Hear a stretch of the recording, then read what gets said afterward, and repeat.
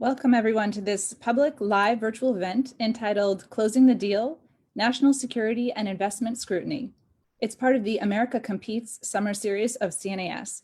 I'm Liz Rosenberg, your host for this session. I direct the Energy Economics and Security program at CNAS. And on behalf of the organization, we're delighted to host you. Let me take just a minute to recognize our conference sponsors. They are Bank of America, Huntington Ingalls Industries, Microsoft Corporation, Palace Advisors, Qualcomm, and UPS. Thanks also to our institutional donors for helping us make this conference series possible. So this session right now is devoted to the intersection of economics and national security, and we'll look at how US governmental leaders approach some of the difficult considerations and policy decisions in this space. You may be aware that the United States and other major economies are increasingly turning to enhanced screening of foreign investments in areas sensitive to national security. In the US government, this screening is run by the Committee on Foreign Investment in the United States, or CFIUS. And this about 30-year-old screening mechanism is designed to identify and address national security risks from foreign buyers gaining access to or taking over sensitive technologies, critical infrastructure or government supply chains, or critical resources or other sensitive information. In the more recent past, as both strategic competition between the United States and other countries has intensified and expanded into new domains, and also because the US Congress in 2018 ordered a significant expansion in CFIUS authorities, the US government is now screening more and more transactions within the CFIUS framework and thinking of new ways to mitigate threats, or if necessary, to reject these transactions altogether. So in short, examining the flow of foreign money into the United States and putting up restraints has become a critical front to protecting our national security. To explore this domain, today's event will present a mock CFIUS meeting at the White House to review a hypothetical foreign investment in the United States that raises national security concerns. This meeting will be run by the Treasury Secretary and involve the heads of other agencies with a serious stake in the transaction under review. Our mock meeting takes place in June 2021. It'll explore a particularly contentious foreign investment from a large multinational South Korean technology firm with ties to China into a cutting-edge Californian artificial intelligence firm startup. Now, all of the facts and circumstances, including any references to classified information, are purely fictional. We are very lucky to have an outstanding group of role players for today's scenario exercise. They have many distinguished accomplishments and affiliations, which you will see in their full bios, which is on our CNAS events page. In brief, however, I'd like to introduce them to you. Wally Adeyemo, Senior Non-Resident Advisor in the Economics Program at the Center for Strategic and International Studies. He will be playing the role of Secretary of the Treasury. David Cohen, Partner at WilmerHale, playing the role of Director of National Intelligence. Bridge Colby, co-founder and principal of the Marathon Initiative, playing Secretary of Defense. Carrie Cordero, the Robert M. Gates Senior Fellow and General Counsel at CNAS, playing the Attorney General. Deborah Lair, Vice Chairman and Executive Director at the Paulson Institute, playing Secretary of Commerce.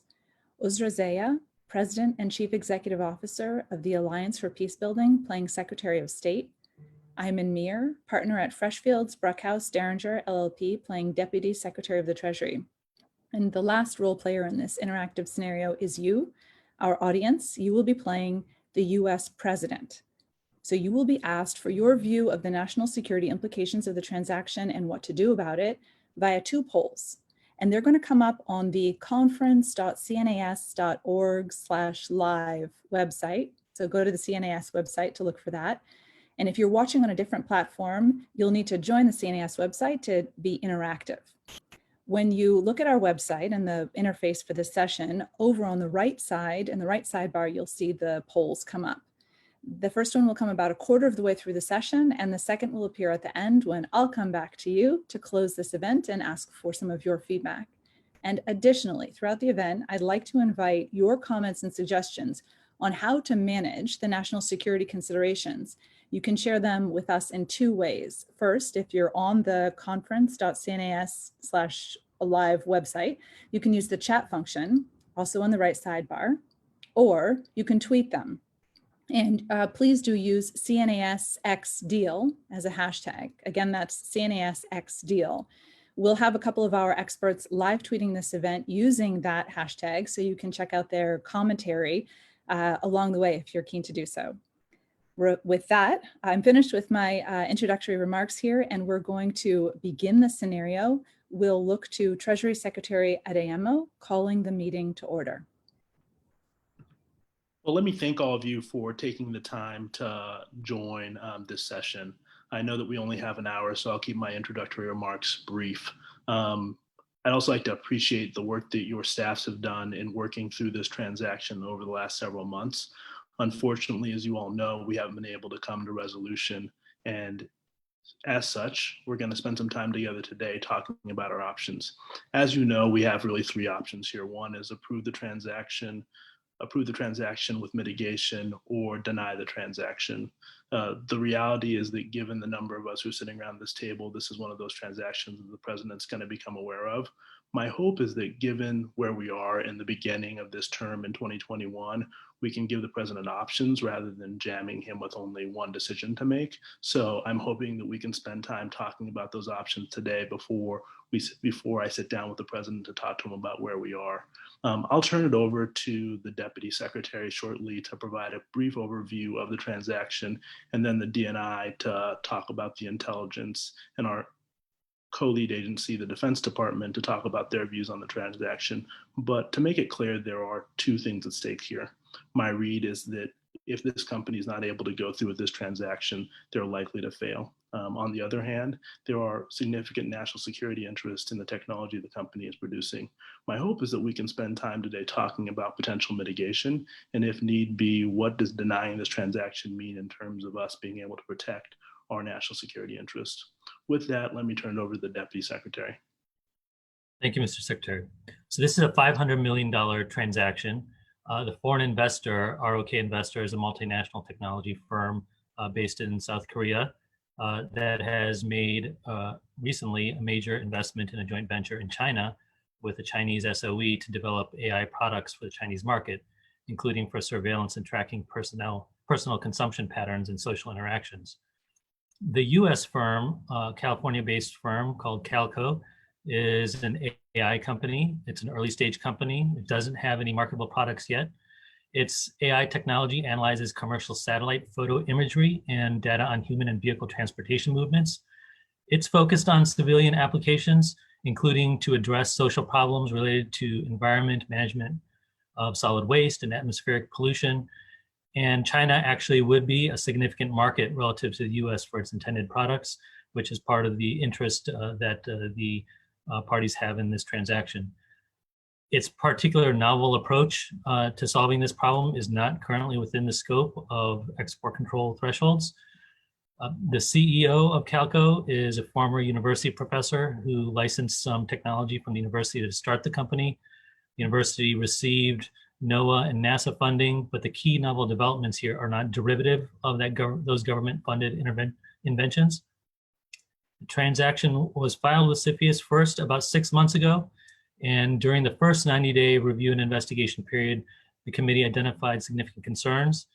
The transaction was the subject of a deputies meeting that resulted in a proposal that the ROK Investor take a passive interest in the US business. The ROK Investor said that such a passive interest was not compatible with its business plan, so it withdrew and refiled its notice to restart the clock to allow for continued discussions. After extensive engagement with the parties, we have not yet reached agreement with them, and there's disagreement, as the Secretary noted, among the agencies as to the path forward. The current investigation period ends in 1 week, and as the Secretary noted, our options here are to approve the transaction with no conditions, to approve it with mitigation, or to recommend to the President that he approve the transaction. So with that, I think we'll turn it over to the co-lead Secretary of Defense.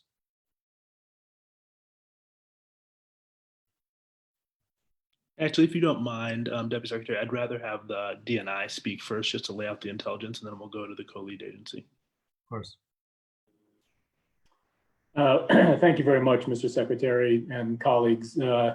Thank you for gathering today. And let me just begin with a little bit of a level set of the role of the intelligence community and the DNI in this process. So our role and my role here today is really twofold.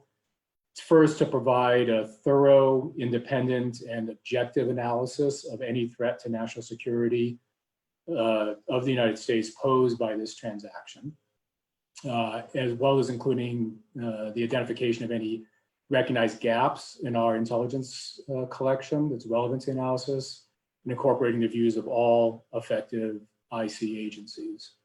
And second, and separately, I will also provide an assessment of any operational impact of the transaction on the IC, both whether it is goes forward or through mitigation, mitigated in some way, or if it's stopped.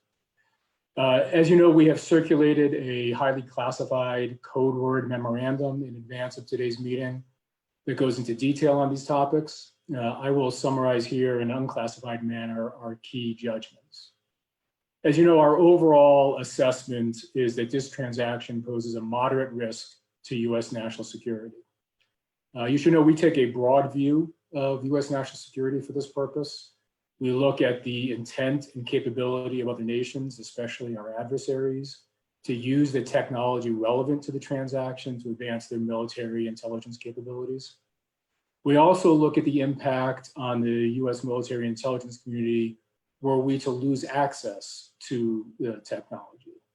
The depth and scope of the US-based military and intelligence base is a key component of our national security, so that factors into our analysis. So I will take the national security implications of this transaction in 4 parts. First, a brief comment on the national security implications of the technology itself. I think, as we all know, artificial intelligence has many current and many likely future defense and intelligence applications. Although this particular technology that we're talking about today may not fit within the definition of critical technology and is not currently export controlled, it is nonetheless very sensitive.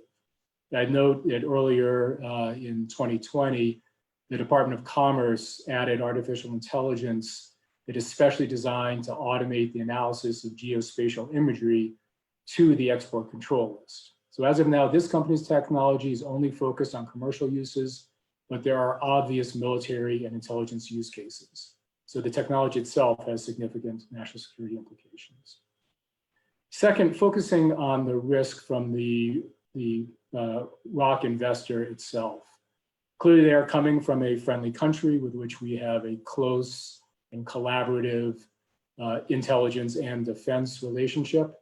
But I will note also that the investor has made clear that it is not interested in a passive investment. It appears that they want full access to the company and its technology, and that in itself is somewhat concerning. Nonetheless, I want to emphasize that we do not have any intelligence to suggest any intention on behalf of the investor to misuse the technology. We do, however, have extensive intelligence, primarily, but not only from collection in China, of a very close collaborative relationship between the ROC investor and the Chinese state-owned enterprise with which it has a joint venture. So third, turning to that joint venture between the investor and the Chinese SOE, that is where we really have significant intelligence that drives our assessment that this transaction poses a moderate risk. The Chinese government's Made in 2025 plan details its strategy to become a global leader in technological advancements through foreign investment. And as you know, there's no real separation, particularly in new and emerging technologies, between Chinese private entities and the Chinese state. And this is especially true for Chinese state-owned enterprises. We know that China strategically invests in innovation, including artificial intelligence, for both commercial and military purposes, and the line between the two is often blurred. The Chinese, in addition, have targeted the use of joint ventures as a way to evade rigorous requirements applied to direct investments.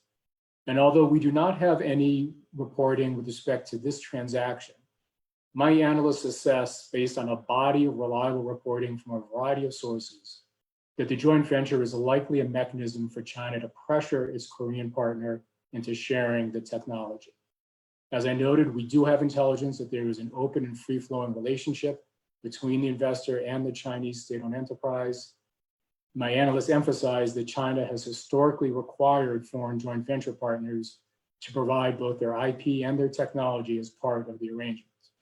If China accesses the California company's AI through this joint venture with the Korean investor, it would have significant implications for US national security. And finally, one brief comment on the risk posed by the Chinese nationals who are in senior positions at the California company.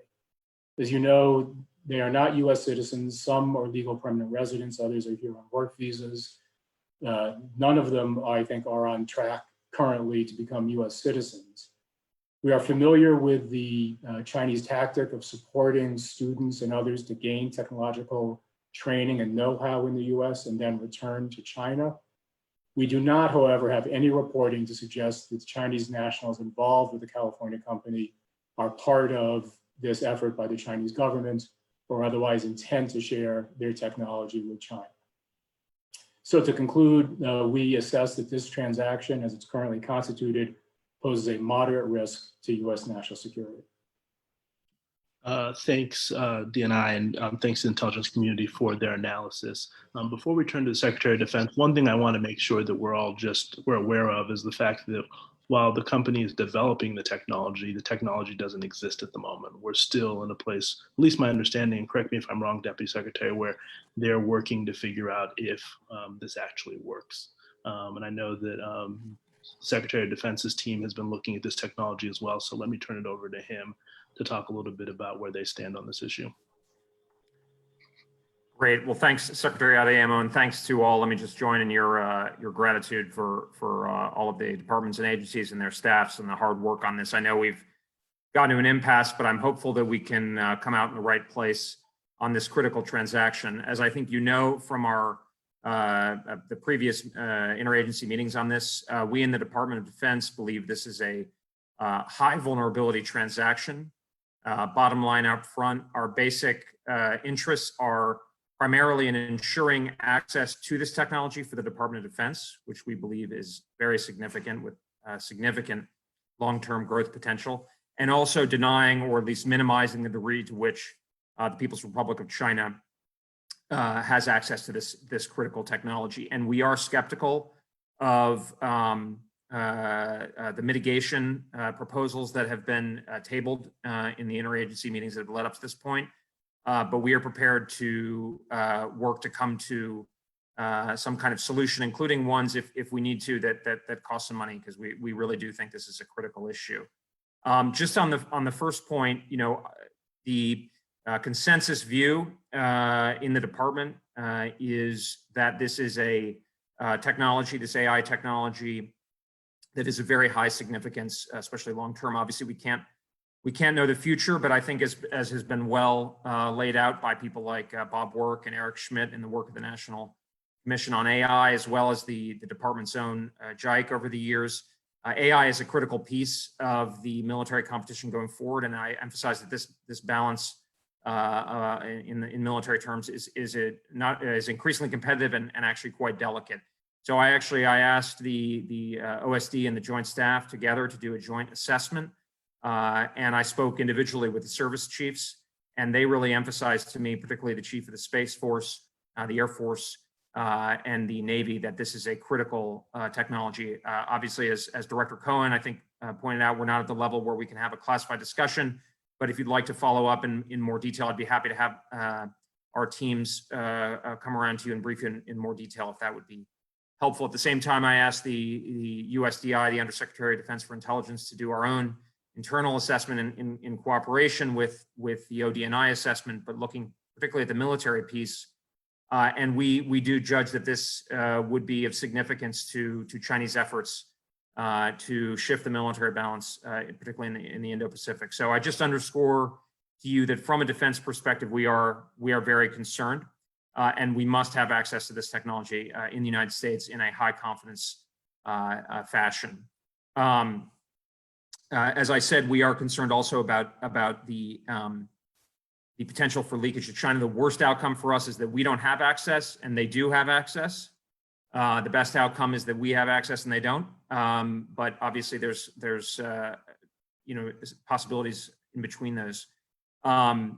Director Cohen, I think, spoke about the importance of South Korea. Obviously, in the Department of Defense, we're very conscious of the critical importance of the Republic of Korea as an ally, especially now that we are asking them to step up and take more of a role, not only as part of the free and open Indo-Pacific vision, but also in the alliance, and specifically in the conventional military balance, as we shift increasingly to focus on the threat posed by the People's Liberation Army. So we are conscious of that, and we do want to handle this diplomatically and correctly, but we also believe that we need to be realistic about, given some of the points that Director Cohen made about the close intrication of the South Korean company with the Chinese SOE, and given what we all know about Made in China 2020 and civil military fusion, I think we need to be very realistic about how much this technology can be protected from the South Korean in the hands of the South Korean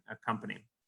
And finally, we'll probably talk about this at greater length, but we're also conscious of some of the perverse incentives that can be created if we do go down the path of looking at special circumstances for this transaction, including potentially the option of purchasing the company outright.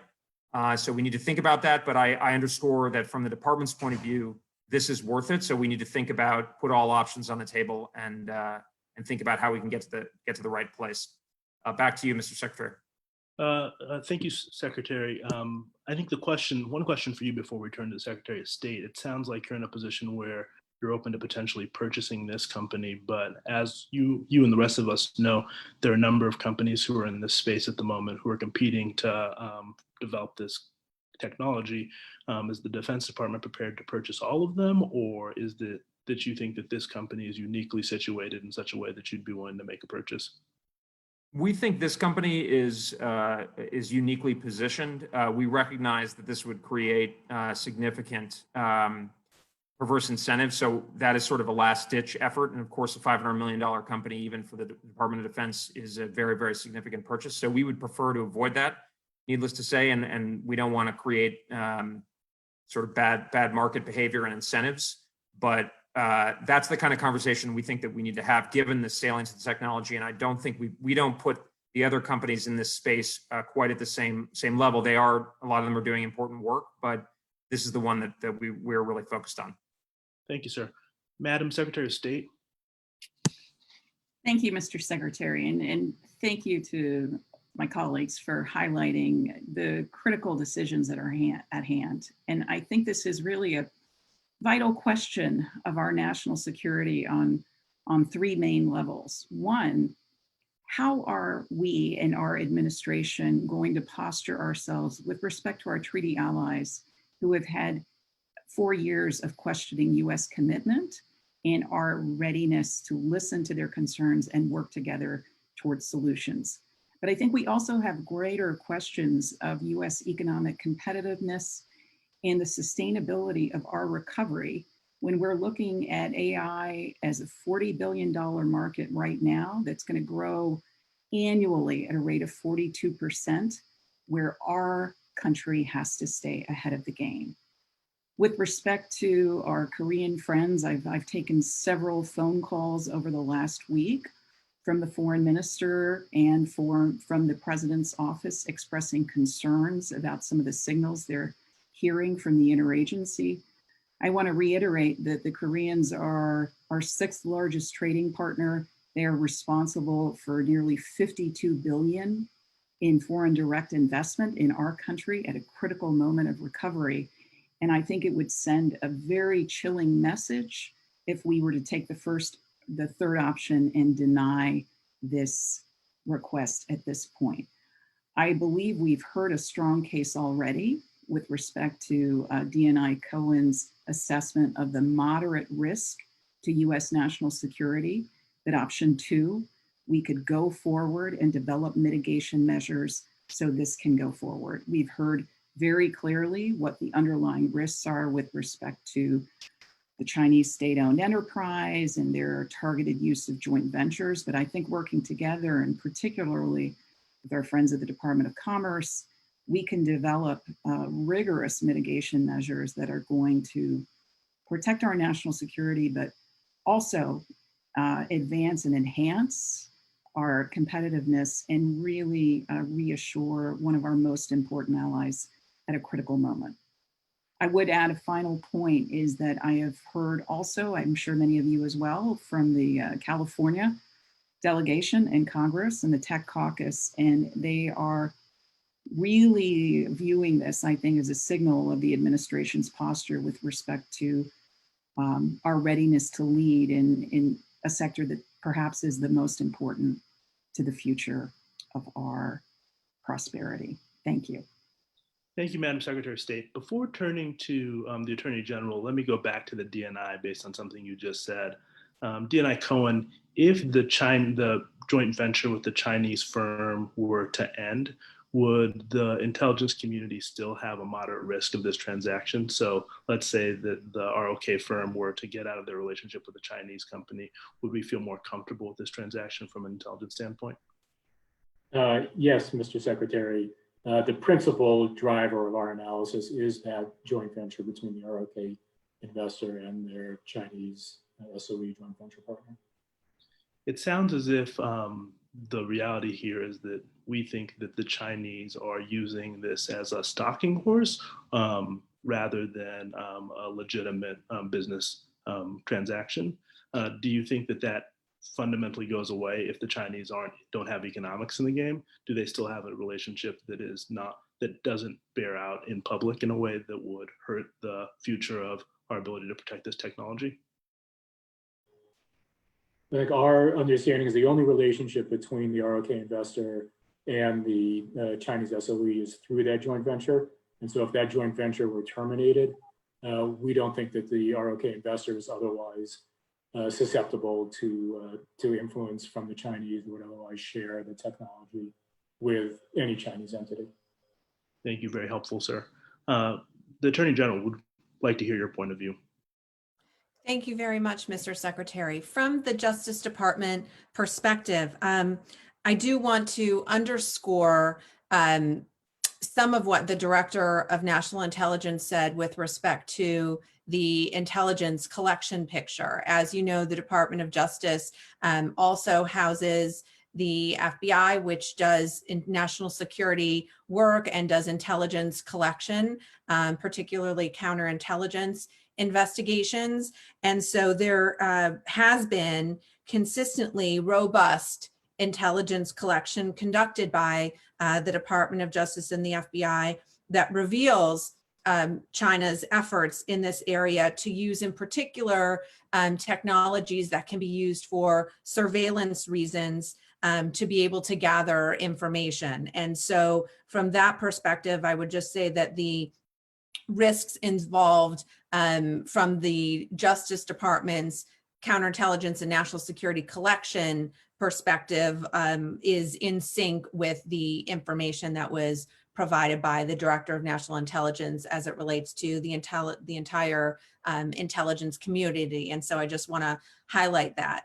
In addition, as you mentioned, Mr. Secretary, the committee here does have the opportunity to consider a variety of outcomes in terms of letting this transaction go through entirely, denying it, or mitigation, which, as those of us who have been involved in this process know, that oftentimes we are able to come to an arrangement where the risks are mitigated, but the transaction in some modified format is able to go through. And so to that end, underscoring the question that you just posed to the Director of National Intelligence, from the Department of Justice's perspective, which houses the Antitrust Division of the Justice Department, which routinely reviews mergers and acquisitions, and that's the venue through which the Justice Department participates in this process, is through our handling of legal review for mergers and acquisitions.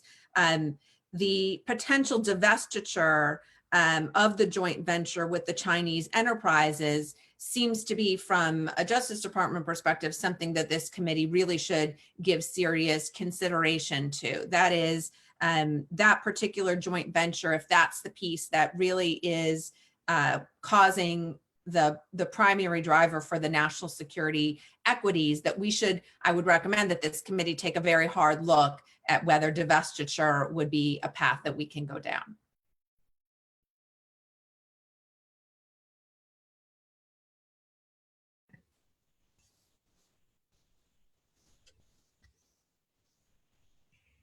Mr. Secretary, I think you're on mute. I apologize. We'll go to the Secretary of Commerce, but before we do that, I want to go back to Secretary of State. How do you think the Koreans respond if we go back to the company and say that in order for this transaction to go through, they have to end the joint venture with the Chinese? I have to say, and at this point, I think it's entirely conceivable that they could walk away from this deal and leave Calco in a position of collapse, where we end up with the option of a promising American startup and a technology with great application for our own national security being effectively strangled in the cradle, or however you want to put it, due to our own inflexibility. I'd also ask what precedent we have with respect to, the implication of American firms and Chinese investment in the United States if we're going to start taking such a transactional approach with our allies.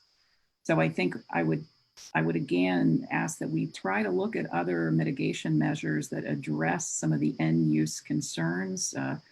To AG Cordero's point, absolutely. I think we have tools at hand that could mitigate the prospect of this technology going towards Chinese suppression, or worse, co-optation of technology that makes us less secure. And maybe, Mr. Secretary, I can add a couple of points from the staff discussion. Feel free. We did have some conversations with the company about its relationship with its joint venture partner, and they've made fairly clear that they perceive their long-term economic interest and opportunity as being pretty significant in China. So as the Secretary of State notes, it's very likely that they would abandon this deal if the condition for going through was a cessation of or termination of the joint venture.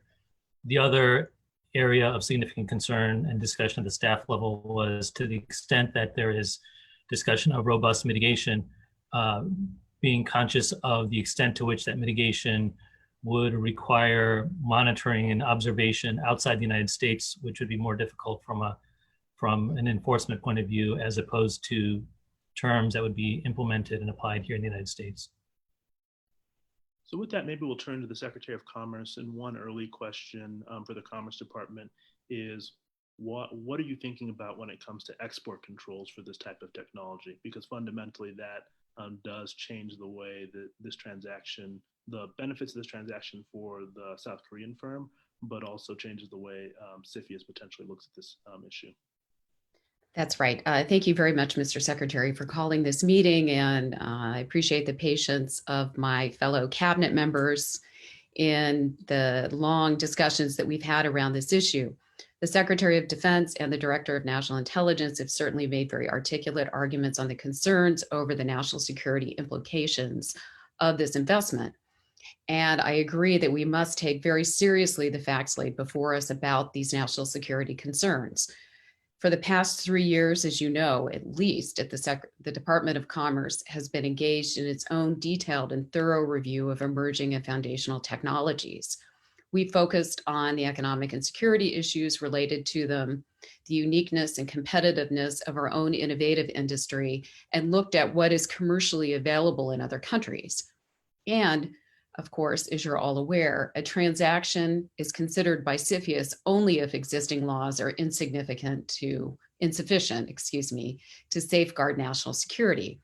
I would argue, in answer to your question, that the Department of Commerce does have the legal authorities to prohibit or mitigate this transaction in a way that could safeguard our national security, and therefore it may be that it does not even require a review by CFIUS.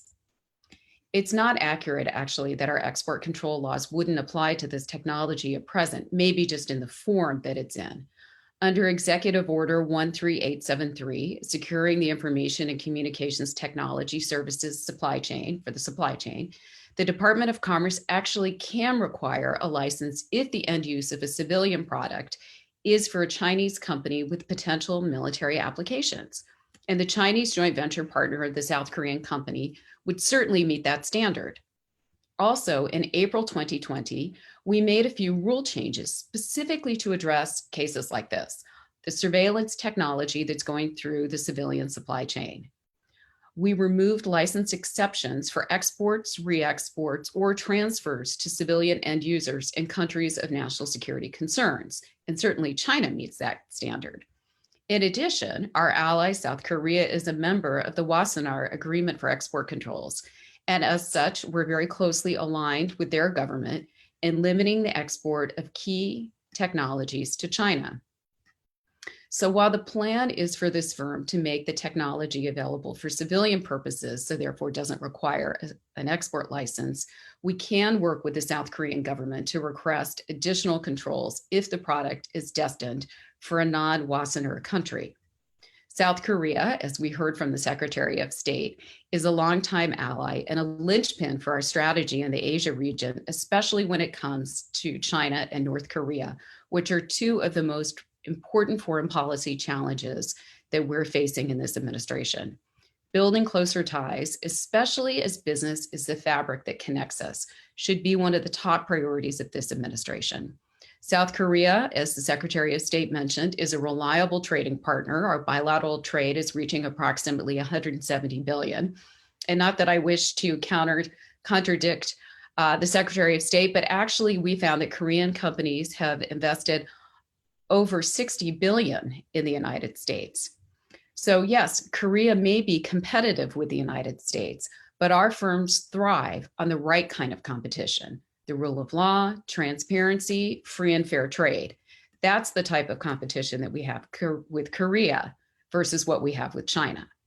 Korea is one of the most well-wired countries in the world, and it's a global leader in building a 5G network. And unlike most countries, they actually built their network with homegrown technology, Samsung, and they didn't rely on Chinese equipment manufacturers. Their 5G network is going to be the backbone for achieving their goals in advanced technology. And although they're leaders in 5G, they only rank actually 26 in the world for artificial intelligence.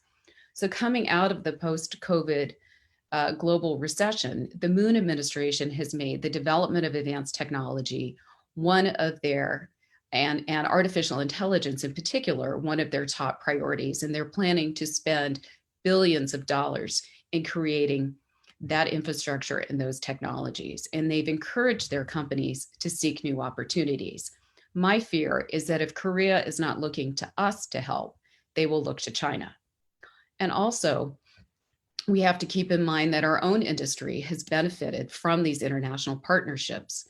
The success of US innovation has been because of foreign students. 60% of the top artificial intelligence researchers in the world work for US companies or universities. 2/3 of those have actually received their undergraduate degrees in other countries. Our future competitiveness is really based on welcoming these foreign contributions. And that does include China. It's no surprise that the leadership of this American firm is from China. 29% of the foreign researchers in artificial intelligence actually come from China, who, based on the statistics, overwhelmingly stay in the United States if they're allowed to.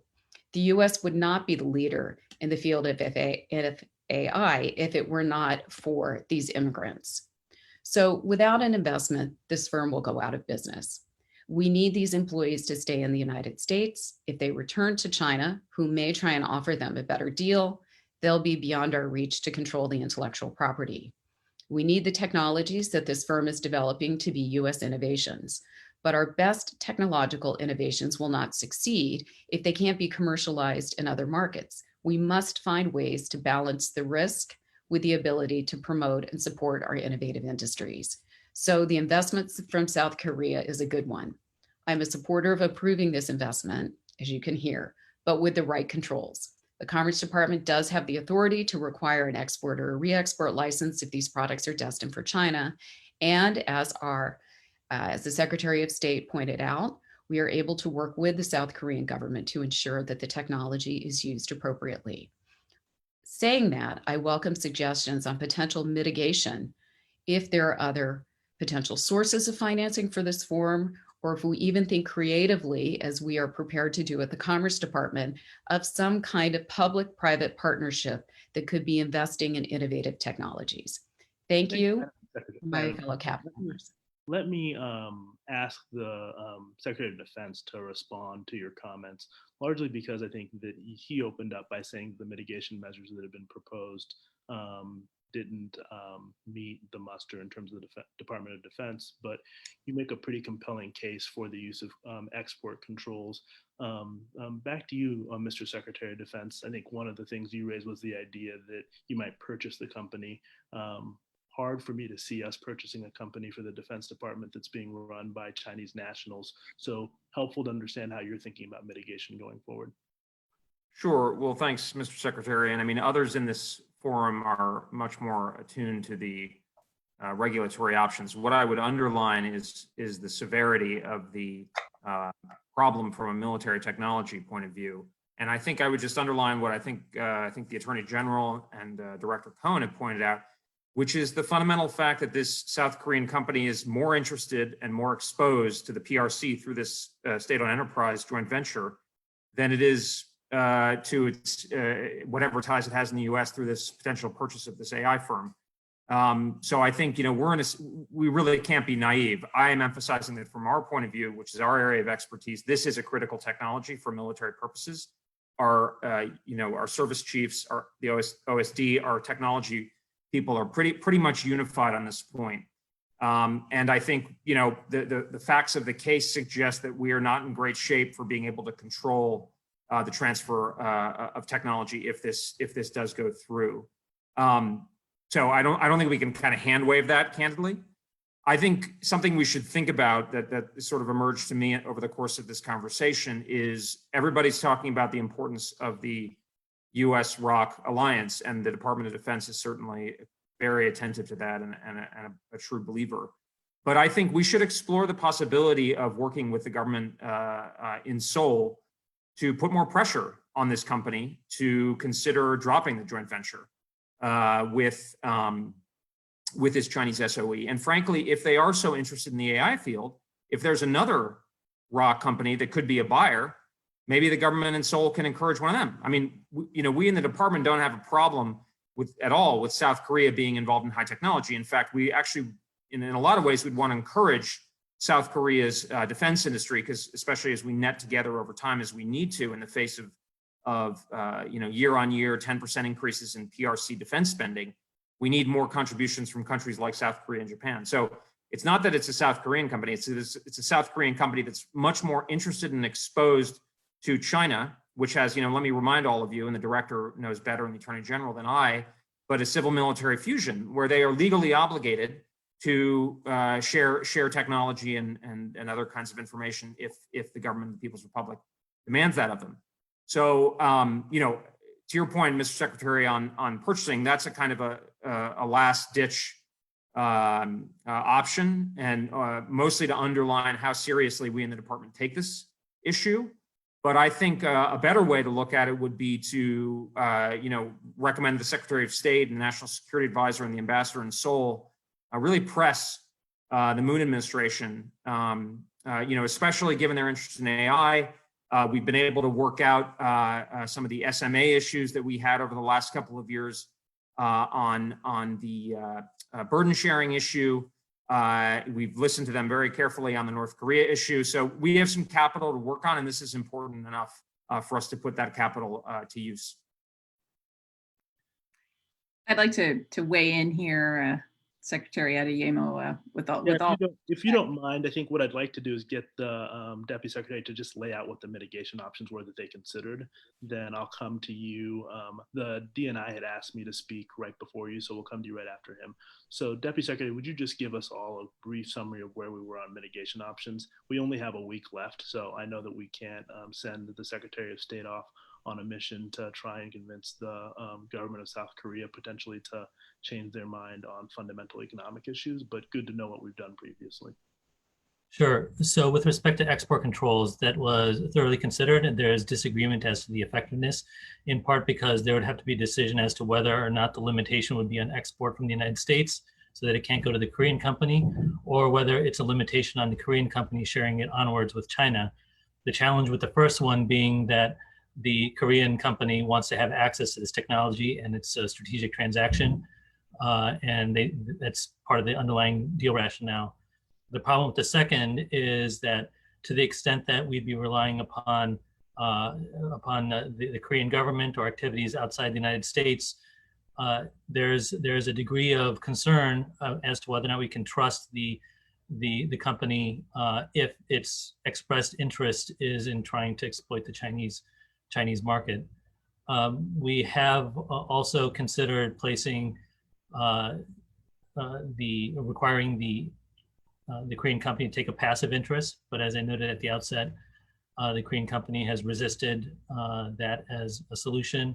We've engaged with the Korean government, and one of the key challenges that we've had there is their desire to have additional information that we have not yet been willing to share with them, given classification concerns. And then to the extent that we've thought about sort of a combination of mitigation measures that would be intrusive and would require regular inspections and engagement with the US government, there's still concern over our ability to effectively do that if a lot of that activity that would have to be monitored is in Korea itself. So let me go to the DNI.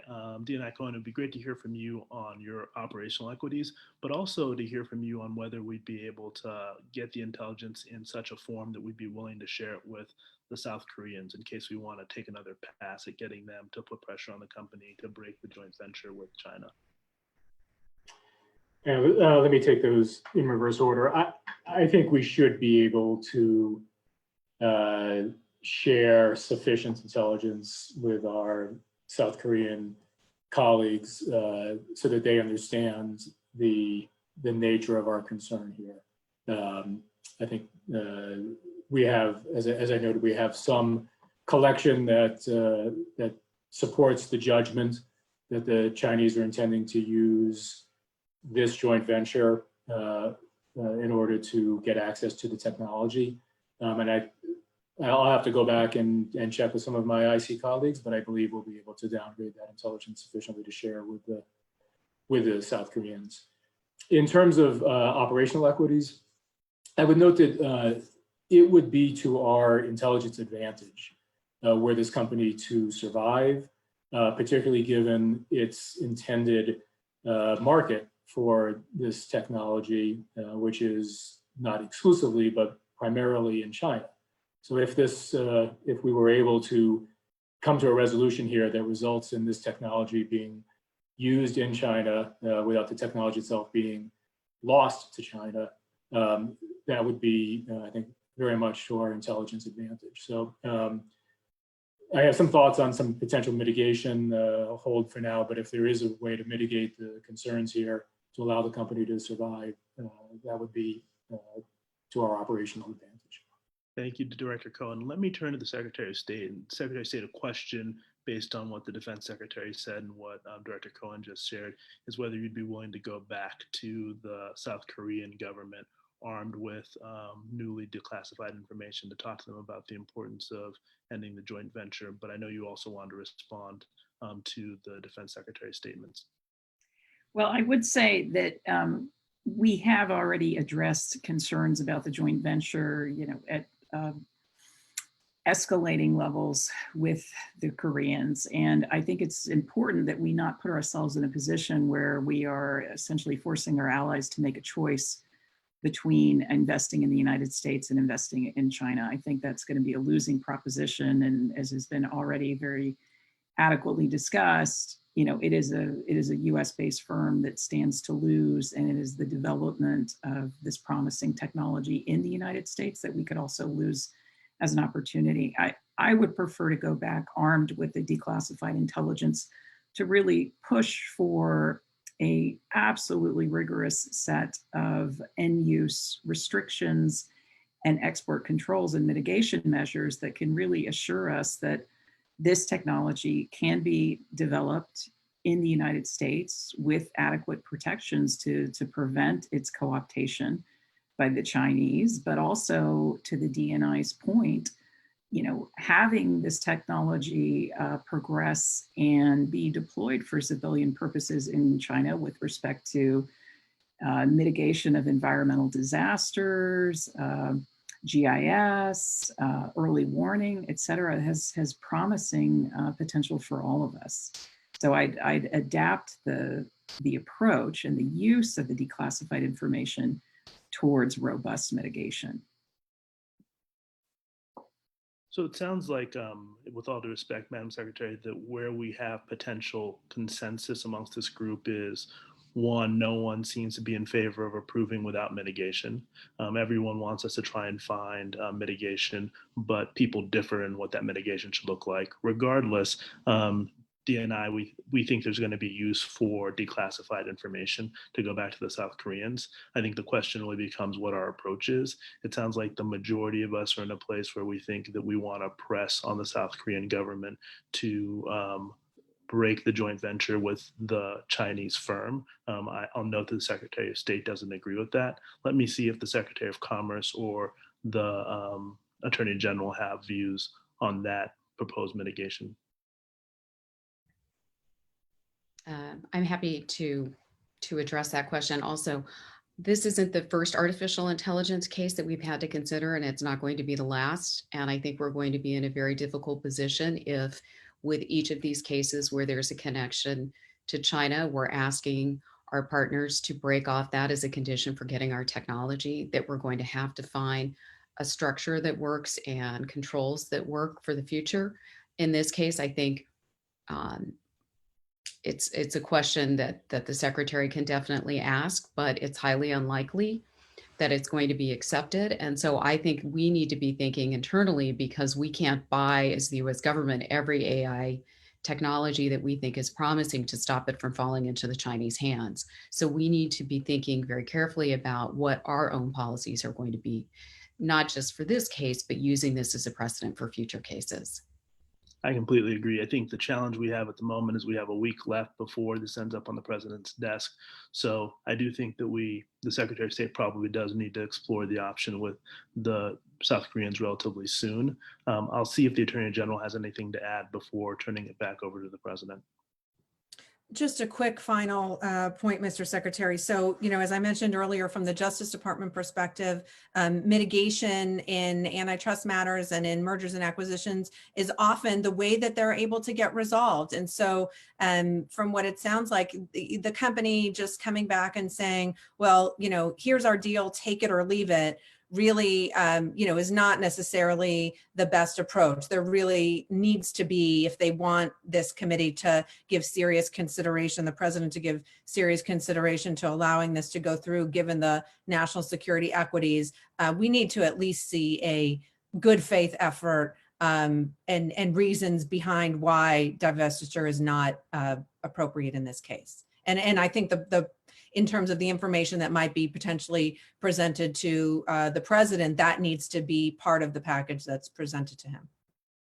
I appreciate that, Attorney General. I think that it's clear from this conversation that in addition to resolving the CFIUS case, there's a need for us to run a longer policy process to address these issues more largely. The challenge we have, of course, is that we have a week left on the CFIUS case. So we'll go to the president to talk about whether we're in a place where we're disapproving or whether we think that there is an option for mitigation here that involves a conversation with the South Koreans.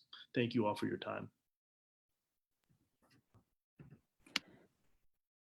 Hello again, everyone. If you joined late and missed my introduction, I'm Liz Rosenberg, and I'm hosting this session on behalf of CNAS. And just before I offer a few items of feedback and run through our poll results, I want to just reiterate one more time that all participants in this scenario have been role-playing in this simulation and using only hypothetical facts and circumstances. Let me just thank them very much, you are role players, for a fascinating mock discussion. And now let me encourage those of you who are participating to take that final poll, which you'll see in the right sidebar of your interface, of your web interface, and let us know what you think of the national security considerations and how you'd suggest handling them. And so while we wait a minute or two for you to vote and us to tabulate those results, I want to share just a couple of quick thoughts and then bring in my colleague at CNAS, Peter Harrell, who has been live tweeting this session, for a couple of his thoughts on the session and the conversation on Twitter. And then we'll come back to give you the final poll results and close out the session.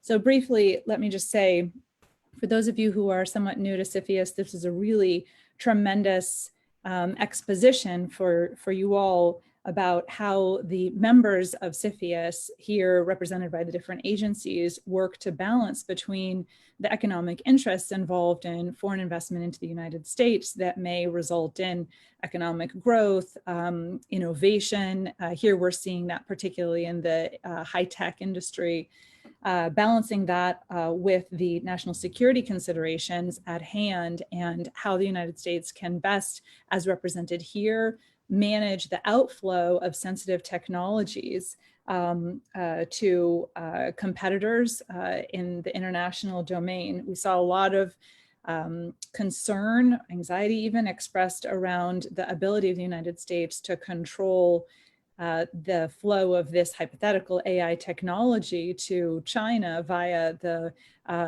JV between the South Korean investor and the Chinese SOE, and what that might mean for US national security considerations. And also, I think the players here did a really terrific job of laying out the various mitigation options available to the United States. They are diverse. Some appear more satisfying than others based on the positions of the different players, that is to say, the different cabinet agencies. So let me pull in Peter Harrell for a couple of his comments, and then we'll give you the poll results to close the session. Peter, over to you.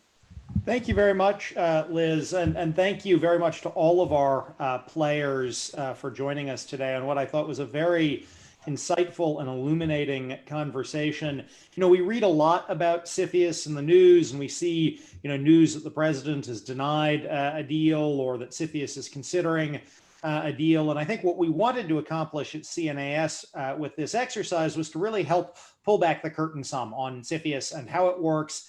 And I think this really came through in the conversation today, it's not just a binary choice of approve or disapprove. There is a full range of mitigation measures that CFIUS can deal with to try to mitigate national security threats while approving a deal. But of course, as we saw in this discussion, the mitigation measures may not be perfect. And so I just want to thank all of our players and all of you for watching here today as we hopefully helped inform all of you about how this very important process plays out in real life. Liz, back to you to see tell us what the president decided about how to handle this deal. Right, thanks so much, Peter. So the results, the poll that we put up to test the president's view early on in this conversation revealed that an 88% for yes, this transaction represents a national security risk. So overwhelming support for that viewpoint. And as for how to handle it, the view was a 55% vote for blocking the transaction outright. 45% voted for approve with mitigation. Then at the end, we reiterated some of the same questioning and asked for views on how to handle the transaction. When asked about whether or not this posed a national security concern, what we got was a overwhelming vote for yes, the position, yes, it does present a national security risk, higher, in fact, than position than the first poll revealed. And as for how to handle it, what we got here was no support for approving with no mitigation.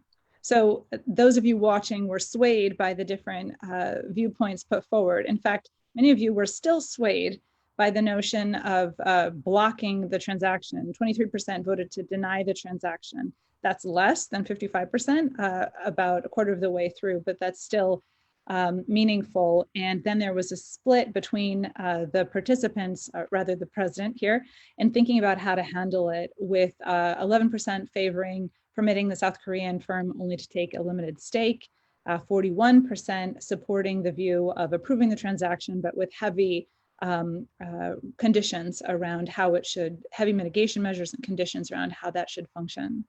So thank you all. Let me just say thank you again, a tremendous thank you to our role players for participating in this, to our CNAS team who made this all possible. You're terrific. Thank you to our audience for participating and playing the president and your feedback on this. As we conclude, I want to extend one more thank you to our conference sponsors as well, and our institutional donors for making today's discussion possible. I'd like to invite you all to come right back here again at 2:30 for the next session in the CNAS summer series entitled Is Seeing Still Believing? It will feature my colleague, CNAS fellow Kara Frederick, for discussion on synthetic media and illiberal uses of technology. We're so grateful to you all for joining us in this session. Thank you once again.